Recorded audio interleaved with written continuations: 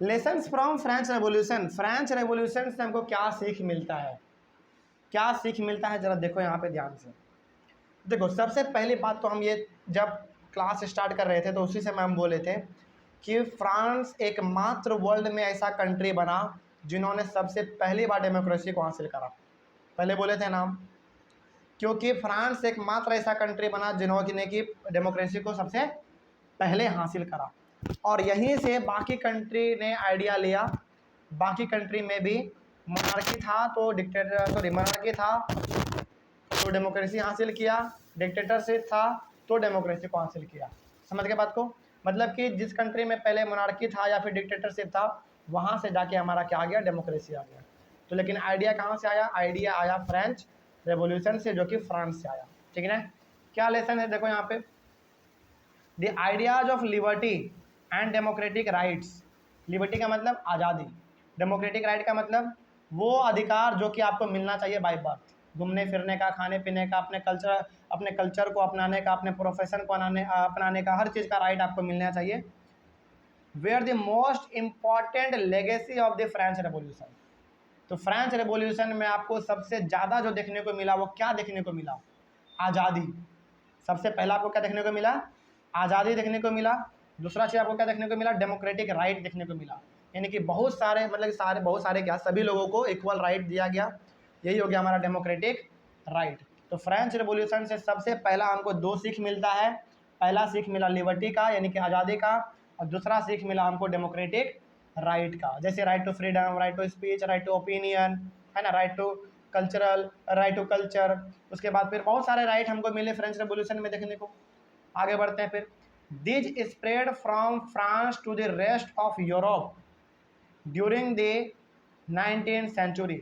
और European country हमारे जितने भी हैं फ्रांस के अलावा, उन सारे जगहों में फ्रांस का जो आइडिया था वो धीरे धीरे फैलता चला गया। समझ में आ रहा है?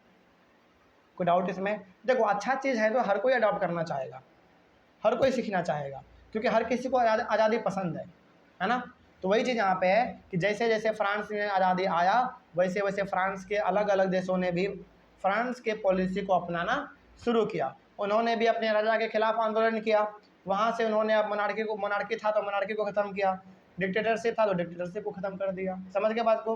तो लेकिन आइडिया वहीं से आया, आइडिया वहीं से आया, फ्रेंच रेवोल्यूशन से। आगे, inspired by the French revolution, French revolution से इंस्पायर होके the federal system were abolished in Europe. Federal system को बता सकता है क्या? हम बताए थे फेडरल प्रिविलेज और फेडरल सिस्टम हम बताए थे। क्या था जरा बताओ हमको कोई। फेडरल सिस्टम क्या था? वो जो सिस्टम बना हुआ था ना कि क्लर्जी, नोबिलिटी, हाँ, जो फेडरल सिस्टम हमारा क्या था, सबसे टॉप पे रहेगा क्लर्जी, फिर नोबिलिटी यानी कि राजा लोग रहेगा, फिर थर्ड स्टेट रहेगा यानी कि कॉमन पीपल रहेगा। ये क्या फेडरल सिस्टम है। और फेडरल सिस्टम में हमेशा क्या, थर्ड स्टेट के लोग हमेशा काम करते हैं किसके लिए? सेकंड और फर्स्ट के लिए। तो ये जो सिस्टम था ना, इसको ख़त्म कर दिया गया पूरे यूरोप में। कहा कि अब ना फर्स्ट स्टेट होगा, ना सेकंड, ना थर्ड, अब सब बराबर रहेगा, सब एकदम नॉर्मल सिटीजन रहेगा।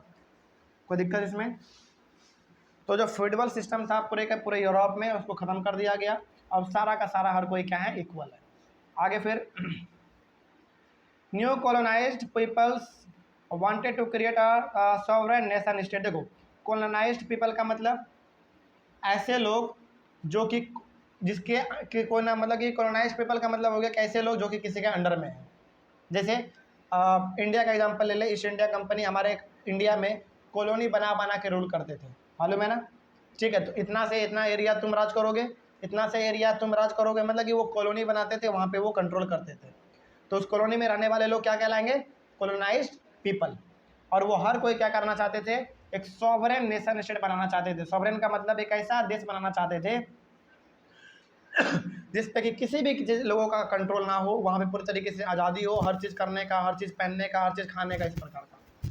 तो जितने भी लोग रूल किए जा रहे थे किसी दूसरे के बदौलत, जैसे मान लो जैसे हमारे इंडिया में जो रूल किए जा रहे थे, तो हम लोग क्या कहलाएंगे? कॉलोनाइज्ड पीपल कहलाएंगे, क्योंकि वो कॉलोनी बना बना के रूल करता था। तो हम लोग क्या चाहते थे? हम लोग चाहते थे कि अंग्रेज़ों से हमें छुटकारा मिल जाए। समझ के बात को? तो हम लोग क्या चाहते थे कि इंडिया एक नेशन स्टेट बन जाए, वो भी कैसा? Sovereign nation state. मतलब कि एक ऐसा देश बन जाइए जहाँ पे कि किसी भी लोगों का कोई भी कंट्रोल ना हो, और जहाँ पे मतलब कि यहाँ पे जो लोग जो चीज़ करना चाहे वो कर सकता है, पूरी तरीके से उसका फ्रीडम मिलना चाहिए। आगे बढ़ते फिर इन इंडिया टीपू सुल्तान, नाम सुने होंगे, Tipu Sultan and Ram Mohan Roy are two examples who were inspired by the ideas of French revolution. तो फ्रेंच रेवोल्यूशन से इंडिया में जो सबसे ज़्यादा इंस्पायर थे उस समय पे वो थे टीपू सुल्तान और थे हमारे राम मोहन रॉय। हालांकि इंस्पायर तो हमारे गांधी जी भी थे, इंस्पायर तो हमारे डॉक्टर भीमराव अंबेडकर भी थे, है ना, लेकिन ये ऐसे दो एग्जाम्पल आपके एनसीईआरटी बुक में दिया गया है। हालांकि एग्जाम्पल बहुत सारे हैं, यहाँ तक कि आज भी हम लोग यदि अपने डेमोक्रेसी को यदि कहीं से यदि मानते हैं कि डेमोक्रेसी को हमने कहीं से लिया है तो वो कहाँ से लिया है, फ्रांस से लिया है। समझ के बात को, आइडिया वहीं का था, उस चीज़ को हम लोगों ने अडॉप्ट कर लिया, हमारा कंट्री भी डेमोक्रेटिक कंट्री बन गया। लेकिन हाँ, फिलहाल यदि आपसे पूछा जाए कि इंडिया में इंस्पायर कौन था फ्रेंच रेवोल्यूशन से,